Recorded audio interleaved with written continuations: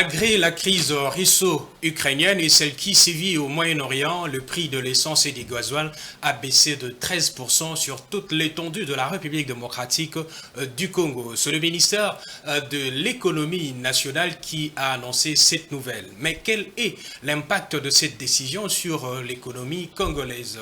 Et puis, le philanthrope congolais et l'ancien basketteur Mutombo Dikembe a tiré sa révérence de la disparition de ces géants n'a pas laissé personne indifférente. Nous allons donc essayer de lui rendre hommage au cours de cette émission. Déjà, plusieurs personnalités du monde, même le chef de l'État congolais, a adressé ses condoléances à la famille de cet illustre disparu. Mesdames et messieurs, voilà le sujet qui fera l'objet de votre émission Géopresse que je leur ai le plaisir de vous présenter aujourd'hui. Je suis avec des journalistes sur ces plateaux. À ma gauche, donc à votre droite, j'ai Eric Iziami, journaliste politique à la chaîne de télévision Antenne A, qu'on aime bien appeler la chaîne de référence. Bonsoir Eric Iziami. Bonsoir cher Jojo et merci pour l'invitation. Voilà, merci d'être là. Et à ma droite, j'ai Fiston Leko, journaliste politique au groupe de presse Géopolis Forum, à qui j'ai dit aussi bonsoir. Bonsoir de Joe Moulamba. Bonsoir aussi à tous nos téléspectateurs. Voilà, merci d'être là. Et à l'extrême gauche, j'ai Dieudonné Boanali, lui, il est journaliste économique au groupe de presse Géopolis Forum, à qui j'ai dit aussi bonsoir. Bonsoir Jojo Moulamba, bonsoir aussi à tous nos téléspectateurs. Avec le plaisir de les retrouver encore une fois. Voilà, merci d'être là sur ces plateaux. Avec vous, on a près de 60 minutes pour aborder les sujets que je viens d'annoncer. Mais avant d'entrer dans le vif du sujet, nous allons lire à présent les journaux qui ont paru ce vendredi 4 octobre 2024 à Kinshasa.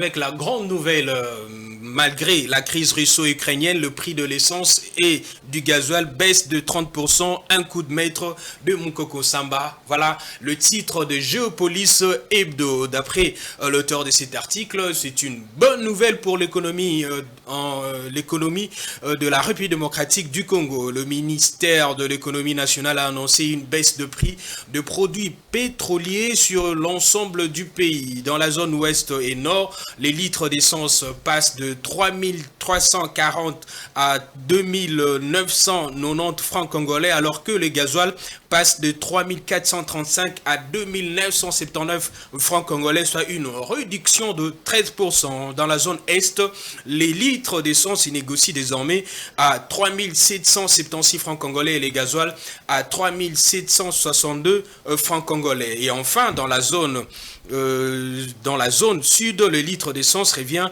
à 3856 francs congolais et 3923 francs congolais pour les gasoils.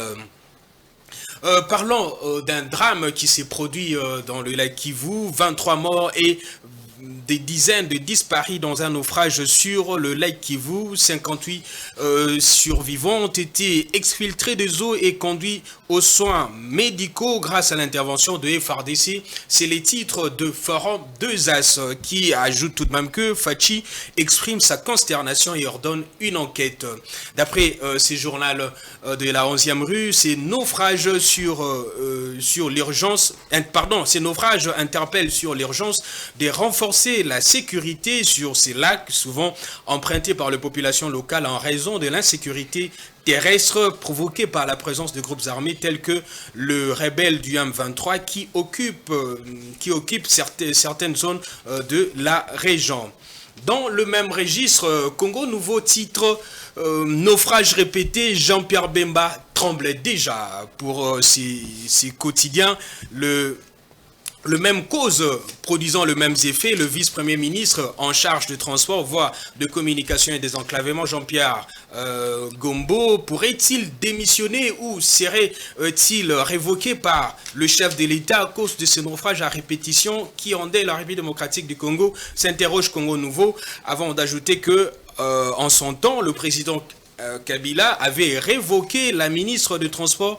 C'était le 3 mai 2011. La raison était clairement communiquée. La ministre de Transport et Voies de Communication, Laure Marie Kawanda, a été révoquée de ses fonctions le mardi 3 mai par ordonnance présidentielle.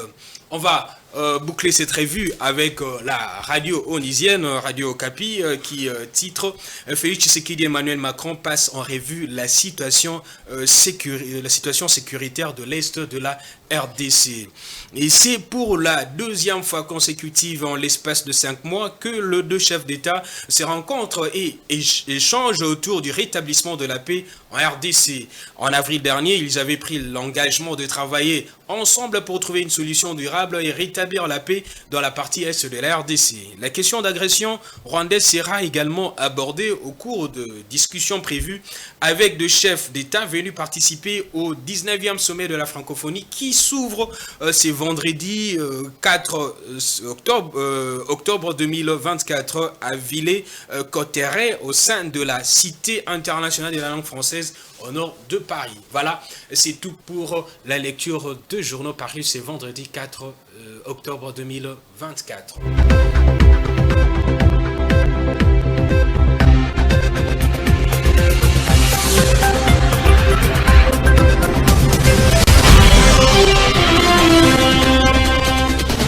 Voilà, des retours sur ces plateaux, on va commencer avec les sujets annoncés au début de cette émission. Je commence avec vous, Eric Iziami. Il y a une très grande nouvelle qui est tombée depuis ce jeudi, c'est l'arrêté du vice-premier ministre, ministre de l'économie nationale, Mokoko Samba, qui annonce la baisse du prix de l'essence et du gasoil, une baisse de 13%. Peut-on parler d'une très bonne nouvelle pour l'économie congolaise, puisqu'il y a des Congolais qui grinçaient déjà le dents? Évidemment, c'est une nouvelle qui nous réjouit nous tous, parce que j'imagine qu'il y aura un effet d'entraînement. Quitter des 3400 environ pour retomber au niveau de 2900, c'est une bonne chose. Mais encore faut-il que ça puisse suivre jusqu'au niveau de là où doit se prendre de bonnes décisions. J'imagine ici, pour la ville de Kinshasa particulièrement, qu'il y ait quand même une rencontre au niveau de l'hôtel de ville de Kinshasa avec le gouverneur et les autres membres du gouvernement provincial pour voir dans quelle mesure faire réunir tous ceux qui sont membres affiliés à la SECO, les taximens, les transporteurs privés, tout ça, pour revoir les tarifs de la course ici à Kinshasa, parce que la circulation reste toujours un casse-tête pour notre population. Voyez-vous, j'ai posé aussi des questions aux gens. Hein. Et il y a un moment, un papa qui m'a dit, quand il quitte ici Sabena pour aller chez lui à Bibois, il paye 5 000. Alors il s'est posé des questions, pourquoi est-ce qu'il devait payer autant d'argent pour quitter ces coins-là pour un autre? Donc Eric Iziami, donc cela doit avoir un impact sur le coût de transport. Oui, parce que oui, j'ai salué ce qui est arrivé et je voudrais jeter des fleurs à l'ensemble du gouvernement, parce que ce n'est pas seulement de Mokoko Samba, hein, mais on voit aussi... On dit le gouvernement oui, Souminois. On voit le schéma Judith Souminois Toulouka, pour qui, quand je passe ici, j'ai dit, donnons-lui la chance, mais le travail ne doit pas être fait par la seule et unique personne. Nous tous, nous devons mettre la main à la pâte. Je prends toujours ces bels exemples. Lorsque vous vous présentez cette belle émission, notre population vous regarde vous.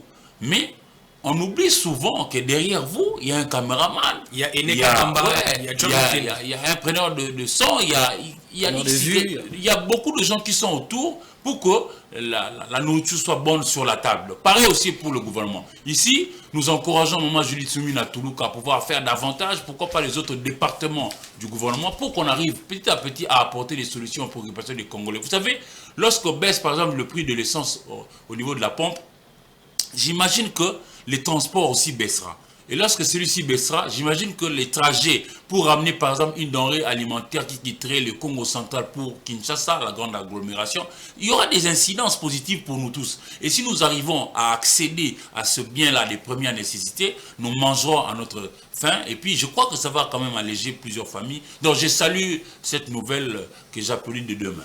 Fiston Leko, je ne sais pas si vous saluez aussi cette mesure. Et est-ce que vous pouvez nous dire... quelle peut être la raison de cette baisse? Pourquoi le gouvernement a-t-il décidé aujourd'hui de revoir à la baisse les prix des produits pétroliers? Merci beaucoup, Jojo Moulamba. Vous savez, lorsque vous étiez en train de lire la revue de presse, j'étais un peu interpellé Je m'en voudrais si quand même je ne dis pas un mot par rapport à ce qu'on a assisté hier. Un naufrage de trop. 23 Congolais ont perdu de leur vie justement parce que ils voulaient atteindre Goma venant des Minova au sud Kivu.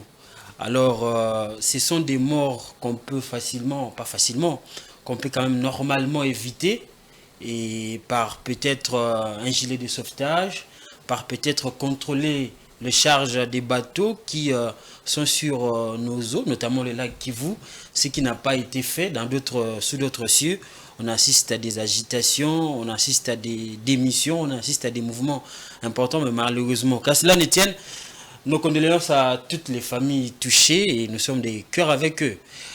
Comment ne pas être content d'une nouvelle qui va impacter la vie des Congolais en général? Quand on parle de produits pétroliers, c'est l'un des produits où le gouvernement ou l'État congolais a un œil regardant. Voilà pourquoi vous voyez même, elle va jusqu'à fixer les prix. Elle va jusqu'à subventionner les importateurs ou bien les distributeurs. Pourquoi? Parce que ça tient au pouvoir d'achat de la population. Ça tient à la qualité de vie des populations. Voilà pourquoi il est important de saluer, comme a fait si bien mon aîné, mon grand frère, mon confrère aussi, Eric Izami, Boanzale, comme j'aime bien l'appeler. Il cite son nom dans tous les détails là. Voilà. Voilà, donc c'est une grande nouvelle parce qu'on s'attend à des effets d'entraînement sur le coût des trajets des transports en commun, sur même les produits de première nécessité ou des produits en général sur le marché. Vous avez posé la question de savoir qu'est-ce qui peut être à la base de cette baisse des coûts des produits pétroliers. D'abord, il faut dire qu'il y a 3 paramètres qui fait que s'il y a un mouvement de 5% ou variation de 5%, directement, ça impacte sur le prix. Nous avons les coûts frontières moyens, nous avons les taux d'échange, nous avons aussi le niveau de stock quand nos importateurs, notamment, là nous avons CEP Congo. Oui, donc si ces 3 paramètres-là bougent, directement ça va entraîner la baisse ou l'augmentation des prix. Bon, ici nous sommes dans un contexte un tout petit peu différent. Je vais vous rappeler qu'au 8e Conseil des ministres, le chef de l'État avait dit qu'il avait des informations techniques et sûres selon lesquelles il y avait des niches qui pouvaient permettre à ce que nous ayons une marge de pouvoir baisser sensiblement les coûts de produits pétroliers à la pompe. Donc, je pense que c'est ce qui a été fait. Et aujourd'hui, nous avons vu ce que nous avons vu aujourd'hui, ce que nous avons constaté, justement la baisse de prix. Il y a aussi ce travail du ministère de l'économie, Daniel Mukoko, qui est porté par Daniel Mukoko Samba, qui depuis son avènement. D'ailleurs, la mission ou la grande préoccupation du chef de l'État depuis son investiture, c'était de pouvoir voir cette fois-ci les social des Congolais. Si vous vous souvenez, dans plusieurs conseils des ministres, on revient justement sur le social des Congolais. Donc, quand on parle du social des Congolais, on voit les prix des biens et services sur le marché, notamment les carburants. On a même annoncé, vous allez vous souvenir, l'allègement les allègements fiscaux sur quelques produits, 9 produits de première des denrées alimentaires, justement pour alléger la vie des Congolais. On parle des vies chères, justement pour préserver les coûts, le pouvoir d'achat des Congolais, qui est malmené, on va dire, du taux d'échange, qui est malmené par des fluctuations sur les marchés. Donc voilà les conditions dans lesquelles nous nous trouvons et qui a conduit à ce que nous assistons à cette baisse des prix des prix des produits pétroliers. Mais ici, il faut souligner une chose, surtout avec nos conducteurs de transport en commun. Quand par exemple les produits pétroliers augmentent à 100 francs, vous allez voir directement la course augmente de 500 francs. Le coût des transports augmente de 1000 francs. Mais aujourd'hui, on a vu l'État congolais, par le gouvernement Judith Soumino, par le ministre... Une baisse de 13%. Une baisse de 13%. C'est énorme. On parle de 350, 370 francs de baisse. 450 francs de baisse. C'est énorme. Aujourd'hui, vous allez voir que jusqu'à maintenant, ils pratiquent toujours les mêmes prix qu'on pratiquait hier. Normalement, on devrait voir dès aujourd'hui. D'ailleurs, Il y a un ministère des Transports qui doit s'en occuper quand même. Non, ça c'est le coût des transports est régulé par le gouverneur de la ville de Kinshasa, avec justement des associations. Équipe, oui, justement. Mais jusque-là, d'abord, la tarification établie par les gouverneurs de la ville de Kinshasa, ça ne s'applique pas. Et avec cette baisse, même s'ils se réunissaient, moi j'ai craint qu'il faut appliquer d'autres manières pour que nous assistions réellement à un impact positif par rapport à cette baisse. Dieudonné Boanali, je ne sais pas si vous avez aussi la même impression, mais il y a une question qui se pose. Le monde est en crise. Voilà, il y a la guerre russo-ukrainienne qui a produit, qui impacte négativement sur l'écoulement de nombreux produits, notamment le pétrole. Il y a aussi une crise dont on craint vraiment de conséquences négatives, néfastes sur l'économie mondiale, c'est la crise au Moyen-Orient. Mais est-ce qu'avec cette baisse de prix, la RDC est à l'abri? Merci, c'est une question vraiment très importante et capitale. Mais permettez-moi d'abord de saluer la décision. Mes condoléances à nos compatriotes qui ont quitté la terre de ces hommes, victimes du dernier naufrage à Goma. Je me demande si ces bateaux-là n'est pas devenu les Titanic congolais. Comment laisser des chefs de famille, des mamans, des papas, des jeunes monter dans un bateau marchandises ou bien laisser les marchandises être transportées dans un bateau passager. Je pense que nous devons arriver un jour à séparer certains modes de transport. On ne peut pas transporter les humains et les marchandises, des tonnes, des cargaisons de tonnes dans un même convoi et puis les navires ou les bateaux, c'est très surchargé. Nous nous demandons si réellement les services du ministère des Transports font vraiment leur travail. C'est un accident qui relance les débats sur l'inspection, les embarcations, les moyens de secours, l'inspection des bateaux, l'absence de moyens de sauvetage, on les quoi parler des gilets de sauvetage, l'organisation même de l'État congolais. L'accident a eu lieu à 600 mètres. Qui doit être repensé. Et puis, l'accident a eu lieu à 600 mètres du port de Goma. C'est-à-dire, s'il y avait des maîtres nageurs, il y avait des canots rapides et aux abords, on pouvait les envoyer aller secourir, même ceux qui avaient déjà bu des litres d'eau, on pouvait les réanimer. Il y a des moyens de réanimer certaines personnes par des méthodes naturelles ou soit les amener dans les hôpitaux pour sauver des vies. Je pense que c'est un drame de trop. Il faut en tirer les leçons et puis repenser notre mode de transport. Je reviens maintenant sur votre question. Il n'y a pas seulement une baisse du gasoil et de l'essence.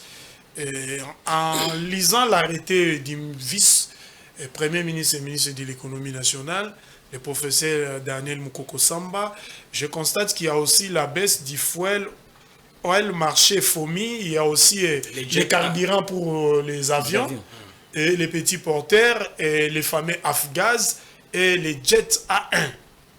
C'est une bonne chose, mais vous avez posé la question, où est-ce que le gouvernement a trouvé la recette pour ramener ces prix à la baisse?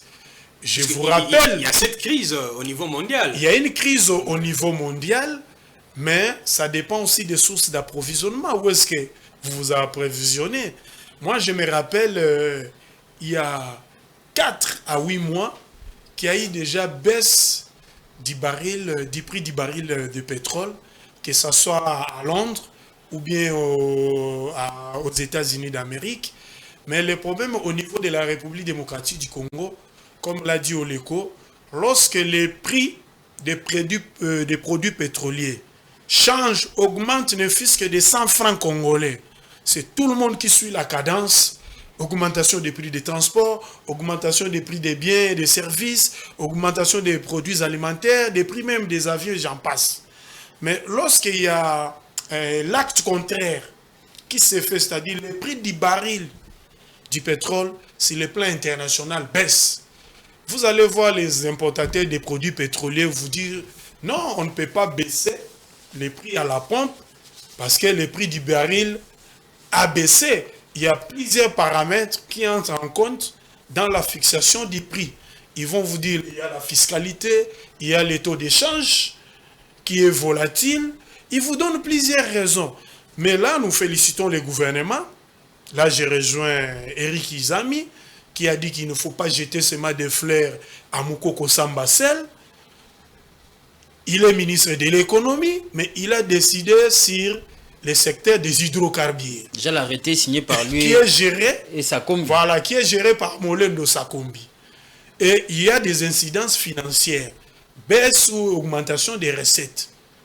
Il y a des incidences qui concernent aussi le ministre des Finances, Doudou Fouamba. Ça concerne aussi le ministre des Transports, Jean-Pierre Bemba. C'est pour cela que je vous dis, nous ne devons pas seulement jeter des fleurs à Moukoko Samba, il y a aussi Jean-Pierre Bemba, ministre des Transports, il y a aussi le ministre des Finances, Doudou Fouamba, c'est lui des budgets. Voilà, Aimé Boji, parce qu'ils ont décidé un peu de faire des coupes budgétaires pour essayer un peu d'appliquer la politique consistant à lutter contre la vie chère. C'est une bonne chose. Et pour la première fois, je constate que cette baisse ne va pas concerner seulement la population, mais aussi les opérateurs économiques. Quand je regarde comment les miniers se débrouillent en faisant des acquisitions de groupes électrogènes industriels pour produire de l'électricité afin de répondre aux déficits de plus en plus criants, vous demandez à la SNEL 50 MW pour faire tourner une mine. La SNEL vous envoie 35 MW. Vous devez faire l'article 15. Débrouillez-vous pour chercher les gaps là. Et les miniers, qu'est-ce qu'ils font? Si ce n'est pas l'importation de l'électricité en Zambie et dans d'autres pays voisins, ils font tourner les machines, les groupes électrogènes, et ils dépensent des millions de dollars pour acquérir, acheter les carburants. C'est pour cela que je dis bravo au gouvernement congolais. C'est une mesure dont nous devons être fiers. Ne voyons pas seulement ça dans nos assiettes, dans les paniers de la ménagère, mais voyons ça aussi dans les autres secteurs de l'économie nationale, comme les secteurs miniers, les secteurs des transports, des hydrocarbures, et j'en passe. Mais j'ai des craintes sur l'application de toutes ces mesures. Moukoko Samba a joué sa partition. Il appartient à d'autres ministres sectoriels de continuer d'appliquer des mesures d'exécution. Quelles sont ces craintes? Les craintes, il y a au ministère de l'économie, j'ai appris qu'il y a déjà l'insuffisance des inspecteurs économiques. Dans nos communes, municipalités, nous avons combien d'argent dans chaque commune? Par exemple, moi je suis à Mongafula. Le service des affaires économiques a combien d'argent pour le déployer sur toute l'étendue de la commune de Mongafula afin d'aller vérifier l'incidence de la baisse des prix des carburants à la pompe sur les biens de grande consommation. Parce que nos mamans, nos commerçants disent que non, transport est comme cher. J'ai payé autant de francs congolais juste pour faire quitter ces marchandises du point A vers le point B. Maintenant, les carburants a baissé. Comme corollaire, nous devons voir les prix des transports en commun et des biens et des services diminuer. Ce n'est que normal. Non, ça c'est la crainte. Pourquoi je l'ai dit? Nous sommes partis de 3440 francs congolais pour les litres à 2990.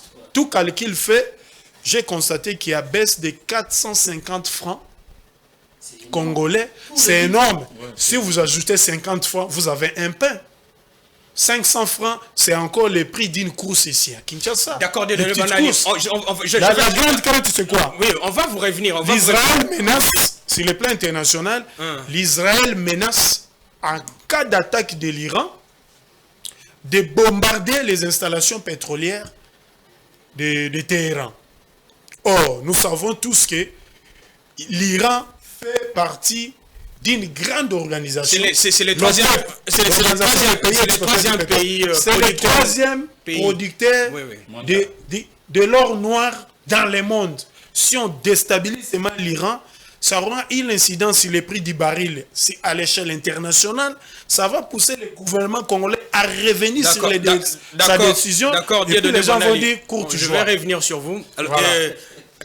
Eric Izami, alors comment pérenniser cette décision, puisque, comme nous venons de le dire, il y a cette grande crainte que les crises qui sont au niveau international puissent se répercuter sur notre pays, puisque nous savons tous que la RDC ne produit pas le pétrole. Et on s'approvisionne. Déjà avec la déclaration de Biden disant que les États-Unis vont conseiller l'Israël à attaquer les installations pétrolières, le cours du pétrole ont bondi. Il y a le pétrole, les pétroles du Texas avec les Américains, les pétroles bruts, là, on était à 60, on est à 69, on est allé à 70 $ américains.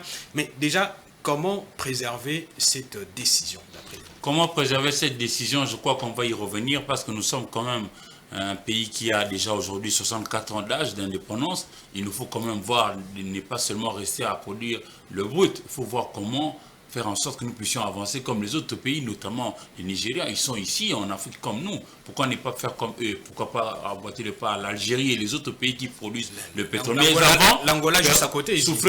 Mais avant, souffrez d'abord que je sois moi aussi humain à mon tour, parce que la première question qui m'avait été posée avait été directement très à la baisse du pétrole. Mais quand même, disons un mot par rapport à ce qui se passe au niveau de notre partie orientale du pays, où il y a eu quand même mort d'hommes hier, avec les naufrages. Quand Dieudonné Bonal y parlait tout à l'heure, il a évoqué l'article 15. Il ne faudrait pas que les jeunes gens pensent ici que c'est vraiment un article qui existe au niveau de la Constitution, non. Il le dit de manière sociale parce que c'est l'une des chansons interprétées en son temps par Pépé Kale Yampanya Babamoulang qui avait parlé de cet article-là 15 comme pour demander aux gens d'aller faire de la débrouillardise pour vivre. Hein, dans l'article 15 n'est pas consigné en son entendement. N'est pas constitutionnel. C'est dans l'imaginaire. Oui, justement, on nous demande juste d'aller faire de la débrouillardise pour vivre. Mais en réalité, puisqu'on parle justement des aspects sociaux, disons quand même un mot sur ce que nous sommes dans notre manière de vivre. Je ne crois pas qu'il manque des mesures prises pour réglementer les secteurs des transports fluviaux, la cuisse et tout ça. Non, ça existe, mais le problème c'est la mise en pratique de tout ce qu'on se dit. Même si on va interpeller Jean-Pierre Bemba, moi je ne le dédouane pas parce qu'il est aux affaires, il doit quand même répondre parce que c'est lui qui pilote ces départements. Mais je déplore notre propre comportement à nous, Congolais. Plusieurs fois, on nous exige d'être nous-mêmes aussi en son temps exigeant pour demander, par exemple, les gilets de sauvetage. Mais nous ne demandons pas. C'est des morts évitables et presque inutiles. J'ai béni Dieu parce que Dieu nous a donné quand même un peu de la chance que de naître ici au Congo et d'être Congolais. Nos aïeux ont laissé un adage qui est vraiment, je trouve, profond. L'adage dit « Masu et Zindaka pene pene libongo ». Et c'est vérifiable, hein? Sakaroni qui a chaviré ici, c'était près du port. Et bon, les fameux aussi, Balembongue. Oui, etc. Il y a quelques mois, parce qu'on a déploré mort d'homme encore en Bandaka, parce que c'est là que les autorités avaient quand même pris un certain nombre de mesures. Mais on n'applique toujours pas, nous passons toujours à côté de la plaque. Disons-nous la vérité, exactement c'était à 600 mètres du port. Moi, je ne sais pas, hein, ça m'est taraude comme ça à l'esprit. On peut même créer une brigade des gens qui sont maîtres nageurs et les poster dans nos différents ports. Parce qu'on sait qu'on a des mauvaises embarcations. Ceux-là pourront toujours venir en aide pour que l'on puisse sauver des vies. Moi, j'ai vu l'image d'un bébé. Excusez-moi, ça me contrebalance. Je m'en trouve déchiré. Parce que pourquoi on doit avoir des privés qui arrivent à avoir de bons bateaux? Moi, j'ai fait plusieurs fois l'Est. Emmanuel 1, 2, 3, 4, jusqu'à 4. Mais comment est-ce que notre État ne peut pas créer des embarcations dignes de notre grand Congo avec des bouées de sauvetage, etc. Pourquoi on ne doit pas avoir ça? Et puis, je voudrais extrapoler pour aller loin. Aujourd'hui, à longueur de journée, c'est des gens qui parlent, mais pour ne rien dire de consistant à notre population. Qu'est-ce que nous apprenons à nos enfants, ne serait-ce que par rapport à de petits gestes de sauvetage à l'école, à la maison, lorsque celui-ci a fait les scoutismes, quand on était beaucoup plus petits, les scoutismes, on nous apprenait de petits gestes qui sauvent. Mais aujourd'hui, qui en parle? Personne, même nous, médias, je nous condamne parce que notre contenu devrait aussi regarder ces aspects-là. Nos pasteurs congolais qui nous vantent l'argent, qui nous vantent l'argent matin, midi et soir, est-ce qu'ils ne peuvent pas consulter parfois les gens qui sont outillés dans la Croix-Rouge à venir, ne puissent qu'occuper 10 minutes pour donner aux gens quand même un certain nombre de choses que l'on doit maîtriser pour que aussi, X... Il n'y a pas de séance d'induction pour dire aux moi passagers... Mais quand vous voyez déjà la manière avec laquelle les militaires essaient un peu de au niveau du ventre, non, s'il vous plaît. D'accord, Eric Iziami, c'est important. C'est important. C'est ça qu'il dit, c'est fondamental. Non, Jojo, excusez-moi d'avoir fait cette incursion-là. Non, il s'agit de la préservation de la vie. Je me rappelle, en tant qu'ami de Croix-Rouge, j'ai dû même effectuer le déplacement de Dakar au Sénégal, moi votre humble frère, pour aller apprendre le petit geste qui sauve à Dakar. Alors que, tout petit, moi je suis un fils de l'Onatra, on avait des scouts ici à l'Onatra. Je suis né hier moi aussi. Hein? Mais c'est volatilisé comme ça. Au lieu de nous parler le matin, midi, soir que de la musique, que de la danse, que je ne sais pas de quoi, des gens qui sont dans des TikTok, qui insultent, qui diabolisent les uns les autres. Moi, je préférerais des modèles. De temps en temps, que nous puissions pourquoi pas le ministre, si vous m'écoutez, la dame qui est au niveau de l'enseignement primaire, secondaire et technique, pourquoi ne pas peut-être créer une leçon ou un cours qui donnerait à nos enfants le petit geste à travers le pays. Parce que je note que nous avons plusieurs rivières, plusieurs lacs. Et le malheur avec le lac, ça ne coule pas. Le lac, ça tourne. Ce sont des mers intérieures. Alors, c'est déplorable. Alors, pour revenir maintenant à la production du pétrole, comme Jojo l'aurait voulu. Tu as oublié de créer des écoles et des universités pour enseigner la navigation. Par exemple. Former des gens qui sauvent. Par exemple. Pour quand nous avons des pareilles situations. Par exemple. Il n'y en a pas. Et puis on doit avoir des agents de secours, d'intervention d'urgence dans chaque port. Exiger pour chaque tenancier d'une baleinière, propriétaire d'un bateau de fortune. Avant que les gens montent dans ces bateaux, tout le monde doit porter les gilets de sauvetage. Et avant que le capitaine Yamassoua ne démarre cette embarcation, on fait une séance d'induction comme ça se fait dans les avions. Toi et moi, nous avons monté dans les avions, non? Plusieurs fois, oui. Nous voyons les hôtesses de l'air pour dire non, en cas d'amérissage ou bien crash. D'accord, est-ce qu'on peut revenir sur les sujets pour les bateaux? Oui, justement, s'il faut revenir sur le sujet, nous avons 64 ans. J'imagine que si on était sérieux, parce que nous appelons à notre communauté à quand même mettre un point d'honneur sur les sérieux dans ce que nous faisons. Pourquoi ne pas quitter simplement la production du brut pour voir dans quelle mesure créer aussi notre propre pétrole? On nous dit que nous en avons dans le Graben Albertin, et puis même au niveau du parc de Virunga, et ici au plateau continental, vers il y a un moment, on avait lancé les appels de 25. Mais oui, mon frère, nous avons 64 ans, ce n'est pas rien. Nous devons y penser. Et puis parce qu'aujourd'hui, il faut seulement... Celui qui avait jeté les jalons pour que la Chine devienne l'empire du milieu, craint par tout le monde, il n'a pas vécu cette gloire-là, Mao Tse-tung. Il est décédé bien avant que ça. Nous devons penser à des bonnes actions qui permettraient à notre nation, à notre pays, la République démocratique du Congo, de vivre au-delà de nous. Faisons des choses qui permettront à ce que demain, même si ce n'est pas nous qui allons en bénéficier, mais que nos enfants, nos petits-enfants viennent voir quand même qu'il y a des embarcations dignes.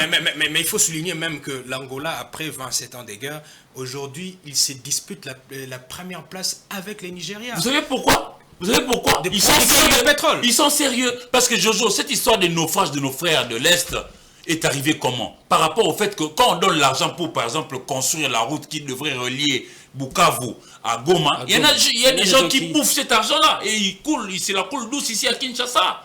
C'est cela aussi le problème parce que Minova est dans le territoire de Kalehe. Kalehe est situé à 74 km de Bukavu. Bukavu peut être en jonction avec Goma, Nord Kivu. Mais on a la possibilité de créer des routes. La route est occupée franchement, la route est en mauvais état. Et puis, mauvais état. Non seulement qu'il y a un mauvais état, il y a aussi je disais ici notre manière de vivre. Donc vous n'êtes là que pour tuer. Il y a des coupeurs de route, des gens qui volent quand vous volez l'argent pour construire des routes, même ici, Jojo, on n'en parle pas, ce sont des grands dossiers, mais même ici, dans nos quartiers ici, aujourd'hui, je suis incapable de quitter la Gombe et venir dans la commune de Barumbu. Seulement parce qu'il n'y a pas de route, alors que les deux communes sont voisines.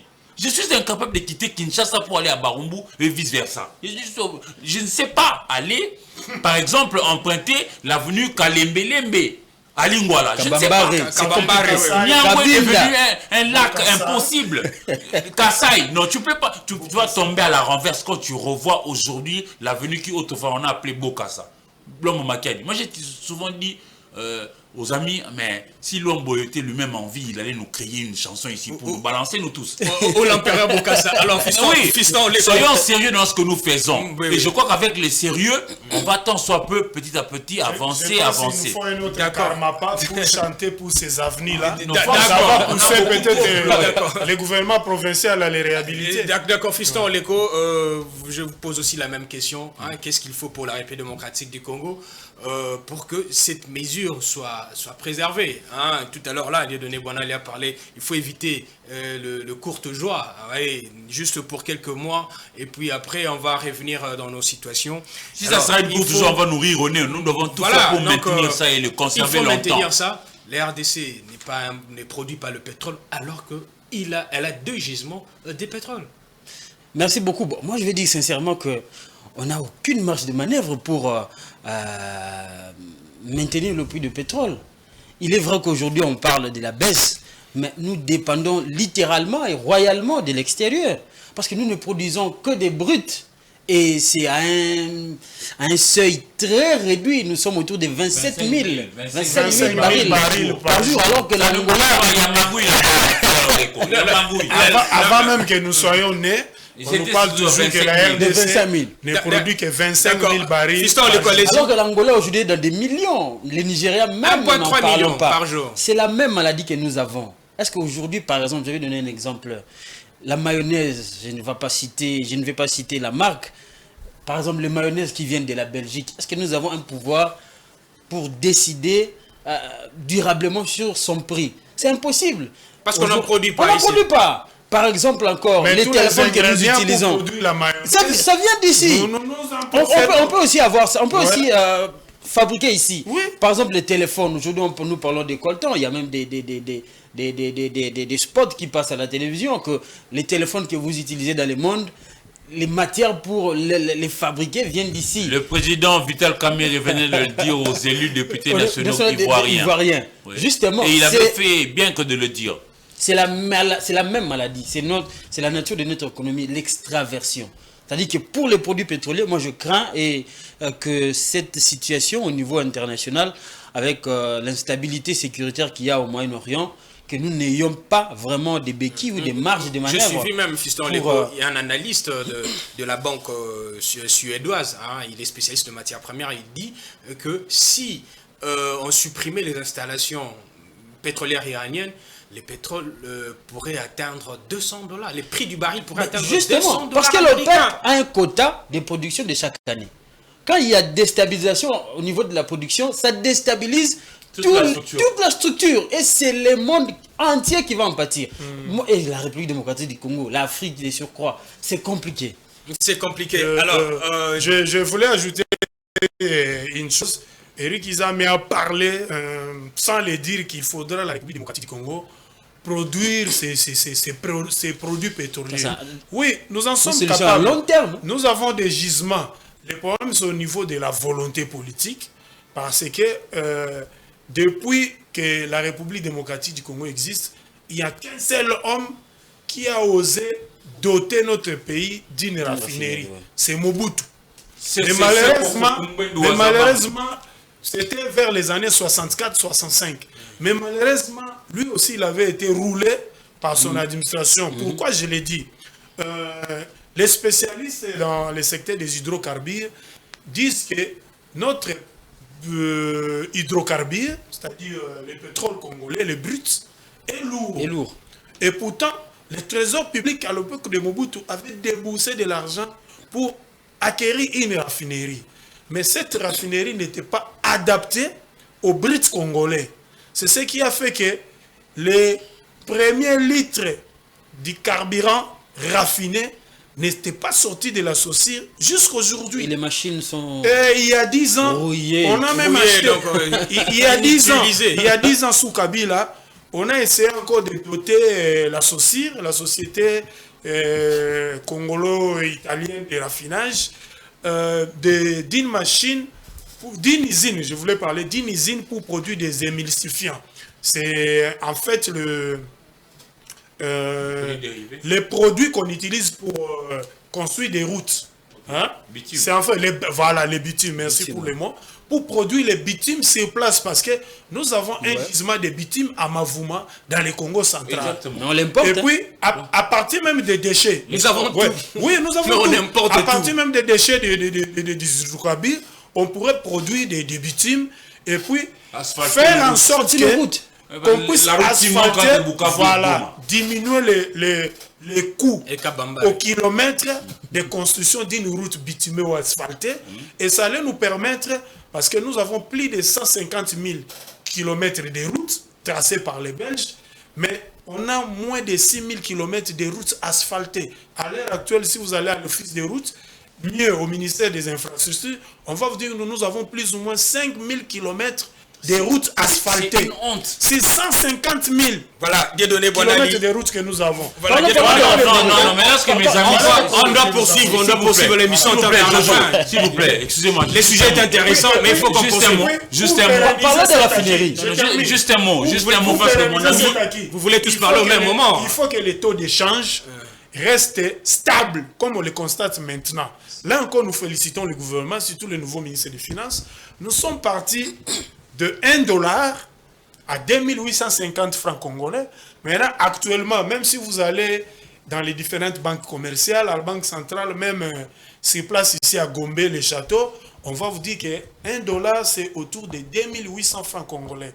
Nous félicitons le gouvernement pour cette stabilité, mais il faut que ça perdure, qu'on puisse faire même 2 ans, 3 ans avec ces taux, voire même, s'il faut encore ramener ça à la baisse, qu'on ramène ça à la baisse, on descend même d'accord, de 2500. Non, mais moi, juste un mot d'espoir, parce que mon frère Léco a dit tout à l'heure, mais ça sera compliqué avec notre... J'en conviens. Mais disons un mot à nos jeunes enfants, parce que cette émission n'est pas que suivie par les parents que nous sommes, c'est aussi les jeunes enfants.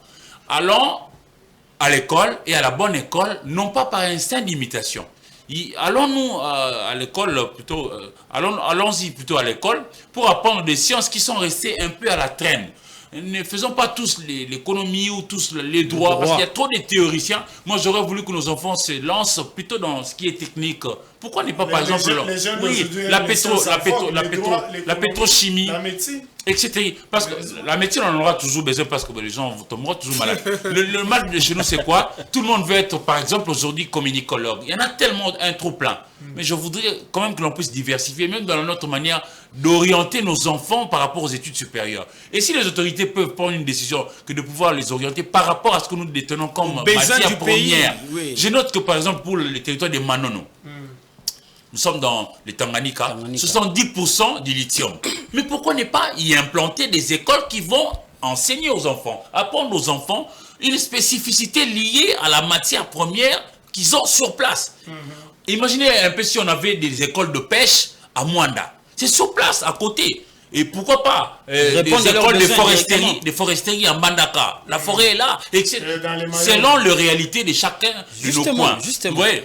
Donc, un peu comme ça. Parlons de raffinerie. Moi, j'ai parlé de... C'est un mot, il faut qu'on parle un peu de Mutombo Dikembe alors. Il y a une année et demie, j'ai parlé avec le professeur Thibaut Kalala, qui est un spécialiste en matière d'hydrocarbures. Il m'a dit, pour avoir une raffinerie au Congo, c'est moins de 40 millions de dollars.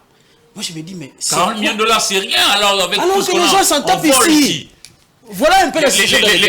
Les Rwandais ont installé une raffinerie de l'or à 5 millions. Non, c'était à 15 millions de dollars. Et il a dit ça, c'était dans une conférence, une grande conférence. Nos ministres étaient là. Et ça, c'est... S'il vous plaît, on va évoluer. 30 secondes. On le complète pour l'acquisition d'une raffinerie. Mais on va faire sortir de l'argent du trésor public et puis ça va disparaître dans la nature. On a un sérieux problème en tant qu'État. Nous avons déjà décidé d'acheter des bateaux de pêche. On a des problèmes avec des hommes. Certains hommes, dans certains départements, certains secteurs de la vie nationale, qui ne voient que leur poche. Qui ne voient que leur poche. D'accord, on va, il y en a où, donc, voilà. On va Nous voulons évoluer. une raffinerie, mais c'est une chimère. C'est comme ça que moi j'ai plaidé pour que nos jeunes enfants puissent venir faire peut-être mieux que nous, mais à nous de poser des jalons qui leur de base. permettront d'évoluer et faire décoller notre nation. C'est possible. Moi je reste positif. Et Maman Souminois, tel que je vois avec son schéma, beaucoup de courage, ça va aller. Et nous tous, nous sommes là pour mettre la main à la pâte et vous aider. Moi, je pense qu'il faut souhaiter vraiment plein succès à ces gouvernements, puisque le peuple congolais attend beaucoup de ces gouvernements. C'est vrai que ce gouvernement ne pourra pas tout faire, mais aussi il faut vraiment poser des actes qui pourront aider le pays à avancer. Les autres qui viendront puissent continuer aussi. Je l'ai dit au début de cette émission, la République démocratique du Congo, la planète tout entière a perdu un géant. Et ce géant, c'est Mutombo Dikembe, un basketteur de renom, plusieurs fois champion, avec vraiment un palmarès très riche. Il est parti, c'était depuis le début de cette semaine. Des hommages lui ont été rendus et nous aussi journalistes, dans le cadre de cette émission Géopresse, voulons aussi placer un mot. Qu'est-ce qu'on retient de lui? Et voilà, je commence avec vous, Eric Izami, Mutombo Dikembe. On a eu aussi à couvrir pas mal d'activités à l'hôpital Biamba Marie Mutombo. On a pris des photos. Voilà, tout le monde avait tendance toujours à prendre des photos puisqu'on connaît bien la grandeur de cet homme. Qu'est-ce que... Oui, vraiment, vous avez placé le bon mot qui le caractérise, un géant. Et il l'était aussi bien par sa taille que par son esprit, par son cœur, à la taille d'océan. Mutombo Dikembe. Il est de Barumbu, de chez nous. Moi, je suis né et j'ai grandi à Barumbu. Il y a Rutshuru, Kabale chez lui et puis Kananga dans sa famille. J'y ai été il y a quelques jours aussi pour justement y aller, lui rendre hommage. Moi, je vous ai dit dès l'entame de cette émission que j'étais un fils de l'Onatra. Donc, je suis né dans une sphère où on parle bateau, où on parle basket. Et lui, il a joué justement au niveau de l'équipe BC Onatra avec un des amis à mon défunt papa aussi. Lui aussi, il est mort, papa Makela. Je crois que sa famille va nous suivre dans nous tirant le chapeau. Mutombo Dikembe nous a marqué. Et positivement. Il était d'une humilité exemplaire. Extraordinaire. Il est né, je dis bien, Barumbu, donc un coin comme ça normal, mais il a été élevé jusqu'au firmament de là où il était, mais il est resté humble. Souvenez-vous, cher Jojo Moulamba, vous étiez avec moi le jour où il avait acheté un scanner. Oui. Il l'a acheté à 1 500 000 $ américains. Et il nous a fait venir pour faire le reportage. Nous y sommes allés à Biamba Marie Mutombo. Et il nous a répété, il dit, même vivant aux États-Unis, chaque matin, on continuera à lire l'Ipanangana Mwamba. Ah, cette phrase-là. Il est resté humain. Et j'imagine que tous ces projets doivent vraiment être concrétisés. Parce qu'il voulait créer une ville entre Kananga et Mbujimaï, dans le Kasaï, les universités et beaucoup d'autres choses. Et il était très humain au point qu'il a appris qu'un enfant qui souffrait de tumeur de cerveau ici au Congo central, il est revenu au pays prendre cet enfant-là pour le ramener aux États-Unis, pour qu'on soigne cet enfant. Et l'enfant est resté aux États-Unis. Donc il avait été comme ça béni par Dieu. Et puis il n'a pas regardé sa fortune comme des œuvres d'art. Il a voulu que sa fortune puisse profiter à sa famille, que nous sommes. Il a fait le rayonnement de notre nom comme nation, comme pays, comme continent. Mutombo Dikembe, que le bon Dieu mette son âme près de fleurs et parmi les glorieux. Et nous autres devrions suivre l'exemple de Mutombo Dikembe. C'est pas parce que Dieu t'a élevé que tu commences à vouloir écraser tout le monde pour que tu ne sois que toi tout seul à vivre. Non. Suivant cet exemple-là. C'est des gens comme ça qui doivent être quand même vantés. Et pourquoi pas l'État congolais lui créer un monument géant, vraiment à sa taille, pour que l'on dise à nos jeunes gens, voici les bels exemples à suivre. Voilà. Fiston Leko, un ange est parti, d'après certains. Ah, c'est compliqué. Des Barumbu, comme a dit Eric Izami Boanzali, à Georgetown, là où il a commencé sa carrière en basketball. Il était parti d'ailleurs pour poursuivre ses études en tant que médecin, mais le destin en a décidé autrement. Non, c'était un grand esprit, comme on dit. Et pour illustrer ce que mon confrère Eric Izami a dit ici, je vais prendre des cas. Le jour où il est décédé, le 30 septembre. Le 30 septembre, j'ai vu une vidéo, il y avait des vidéos en pêle-mêle sur les réseaux sociaux. J'ai vu une vidéo où il était en train de danser vous allez me permettre de citer l'album Loi, le générique de Seben, de Kofi Olomide. Je vous dis, vous n'allez pas croire que c'est quelqu'un qui atteint ce niveau dans sa vie. Mais il reste humain. Il reste humain, il reste congolais, et puis il garde. Il a aussi, complexe, il avait aussi ce côté-là terroir qu'il gardait. Ouais. Chiluba, il parlait Chiluba jusque dans des grandes chaînes américaines. Moi j'ai vu une vidéo de Moutouachi là. Oui, là où on lui dit quel est votre nom, il dit Jacques Mouton.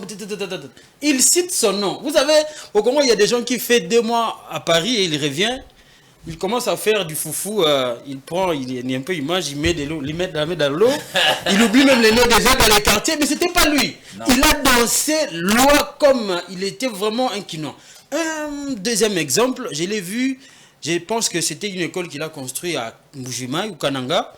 C'était un jeune inconnu, un journaliste jeune inconnu, qui lui posait des questions. Mais sa manière de répondre, c'était comme si la considération de l'autre.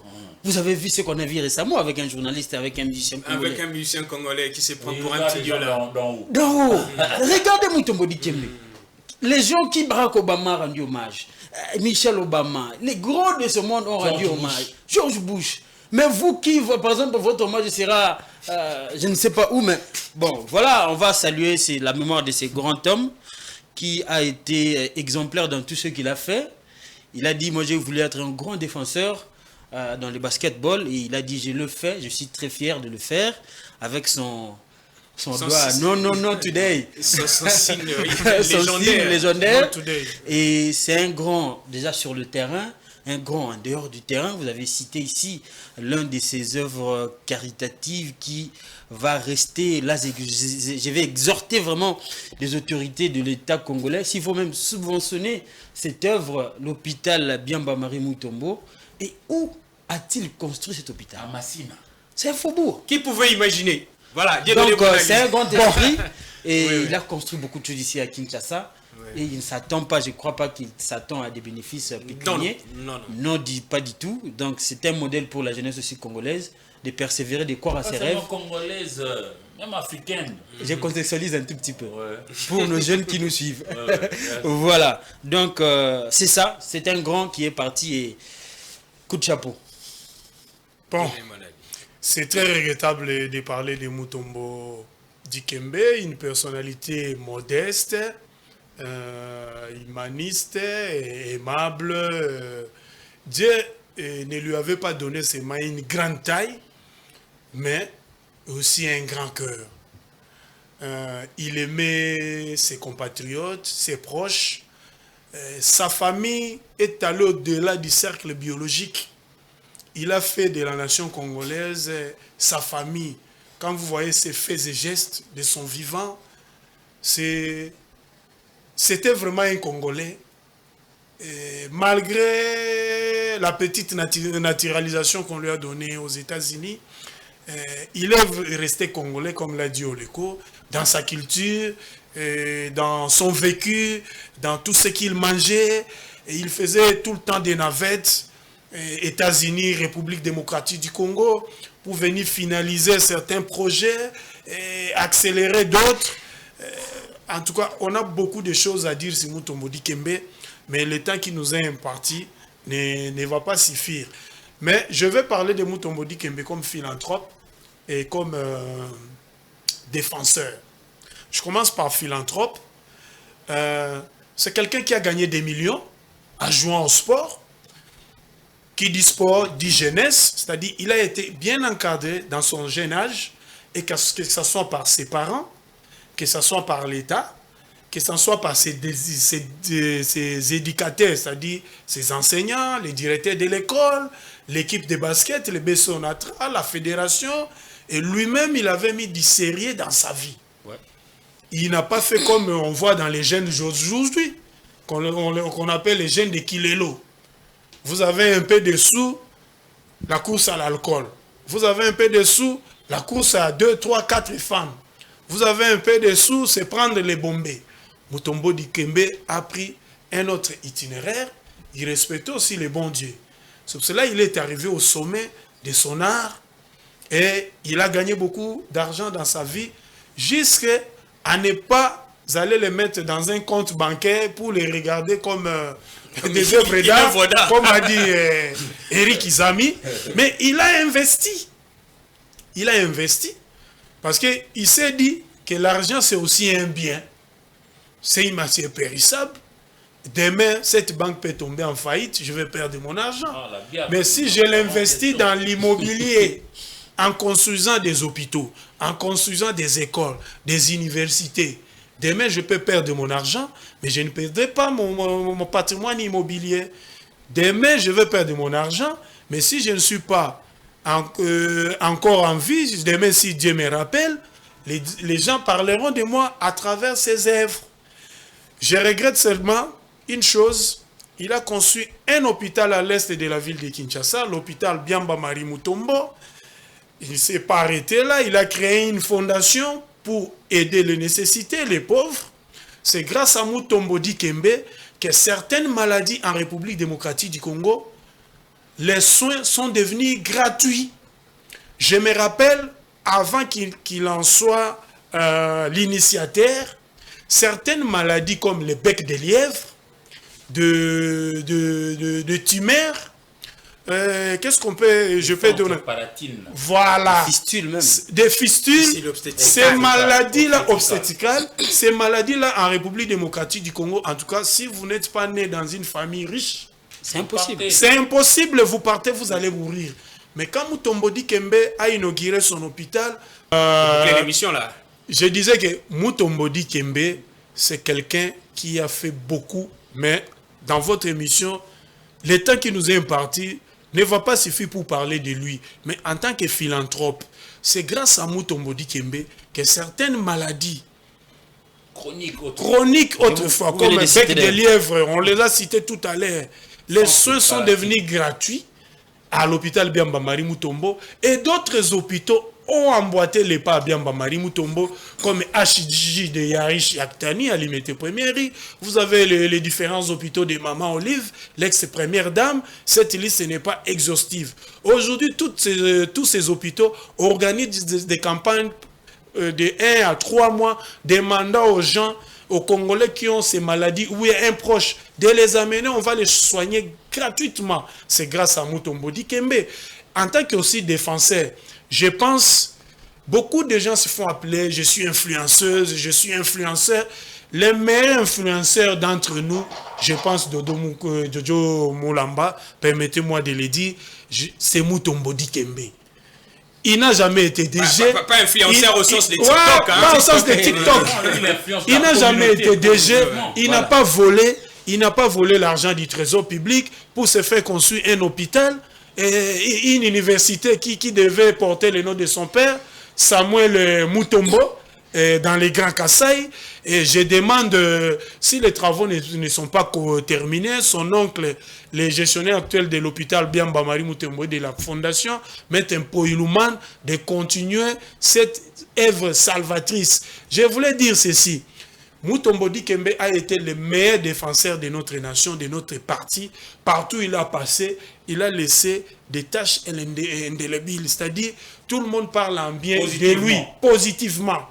Et au moment où notre pays est agressé à l'Est, si on a des défenseurs comme Mutombo Dikembe pour nous défendre dans d'autres terrains que sont la sécurité, la défense, les transports, les paniers de la ménagère, l'emploi. Nous avons beaucoup de jeunes qui sont sans emploi. Et le phénomène Koulouna, si on a quelqu'un défenseur qui viendra mettre fin à tous ces fléaux-là pour qu'on redevienne encore une république comme l'autre fois, sous Mobutu, respecté et respectable, je pense que ce pays doit décoller. Et il a inspiré beaucoup de gens. Après Mutombo Dikembe, on a eu d'autres basketteurs qui ont suivi son itinéraire. Et sa voix, il y a Bismarck Biyombo, il y a Serge Ibaka, et il y a d'autres jeunes, les Mwadi Youyou.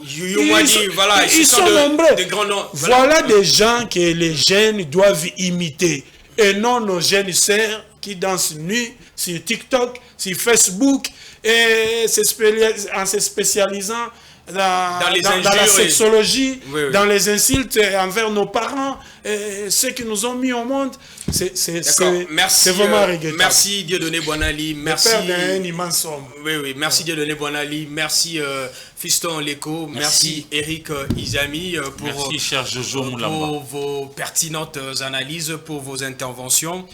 Par rapport à ces deux sujets, je rappelle que nous avons parlé de la baisse du prix de l'essence et du gasoil et d'autres produits pétroliers, et la baisse est de 13%, et cela concerne l'ensemble du pays. Nous avons placé aussi un mot ou rendu un hommage à celui qui a été un grand homme, un philanthrope, un grand basketteur à la NBA.